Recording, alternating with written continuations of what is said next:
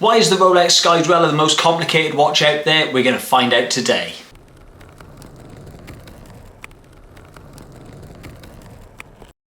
Good day watch fans, and today we're going to talk about the Rolex skydweller. It is one of the most complicated movements out there, and it is the most complicated movement that Rolex make. Now the skydweller was introduced in 2012 and it was the first new watch that Rolex brought out in 20 years. So there was a lot of hype around this watch.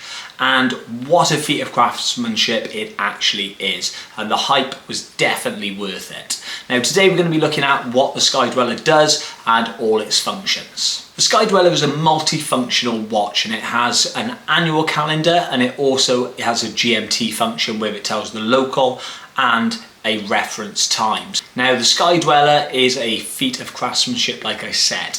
So let's have a look at this in a little bit more detail. The annual calendar inside the skydweller is based on a mechanism called Saros. Only 2 gear ratios and 4 gear wheels were added to the traditional Rolex date calendar system to make this a full annual calendar. Called Saros after the Greek term for the 18-year cycle between the Sun, the Earth and the Moon that is responsible for both lunar and solar eclipses. The skydweller's annual calendar mechanism is designed around a fixed planetary gear, known as the Sun, at the centre of the movement. A satellite wheel, also known as the Earth, engages the planetary wheel in 1 month, driven by the date disc. The satellite wheel, the Moon, is fitted with 4 fingers for the 4 30-day months, April, June, September and November.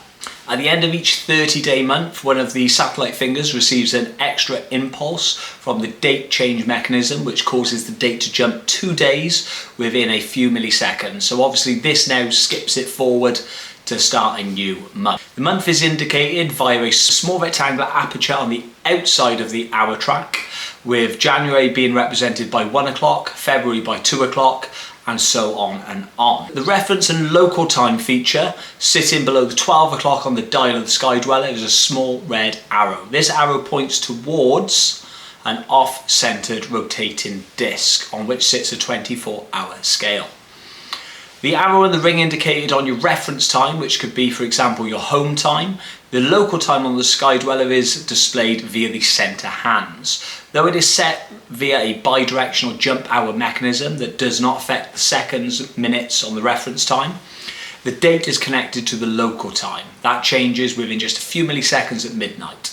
Rolex wanted to make an easy to read 2 time zoned watch, and they did. And that's what the skydweller is, an easy to read 2 time zone watch with an annual calendar. Now the bezel on the skydweller is a fluted bezel, but it does more than that. It's called the ring command bezel. And this bezel is what basically engages all these different functions of the skydweller. So once you've set what setting you want to change with the bezel, you then use the crown to adjust, obviously, that feature. So the patented ring control bezel consists of 60 individual components. So what looks like a normal fluted bezel is one of the most complicated things in watches. The caliber 9001. The caliber 9001 is Rolex's most complicated caliber made today, and one of the most complex ever made by any brand. It is of course completely COSC certified with a frequency of 28,800 beats per hour. There's a power reserve of 72 hours on this watch, which is incredible. When setting your skydweller though, you need to know a few things, and this is where the bezel comes into play. Now to start off, the bezel needs to be turned fully to the right, so fully clockwise into the top 0 position.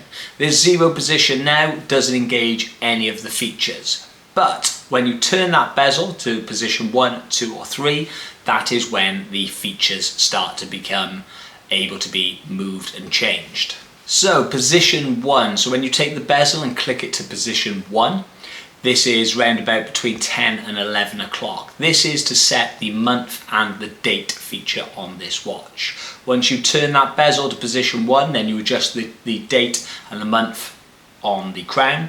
Once you've done that, you reset that then back to position 0 before going on to the next feature. So then when you want to go to position 2, so you go from position 0 and then you go to position 2. So position 2 is situated between 9 and 10 o'clock, and this is to set your local time. So this now, when you pull the crown out, you can adjust the time, and then again you click the crown back in, click it back to position 0, and you're away to go. Now position 3, you will now click the bezel to position 3, and that is between 8 and 9 o'clock obviously on the watch. This now will sort and adjust your reference time. So again, you will then undo the crown, and then you will adjust the time and click it back in. So that is what the skydweller does. Obviously now it is an incredibly complicated piece of craftsmanship. So the skydwellers now come in many different combinations. I think they're a stunning watch. So the skydweller is quite a big watch, so it tends to suit people who like a bigger watch and have a bigger wrist. But the skydweller for me is absolutely fascinating, just purely because of what it does.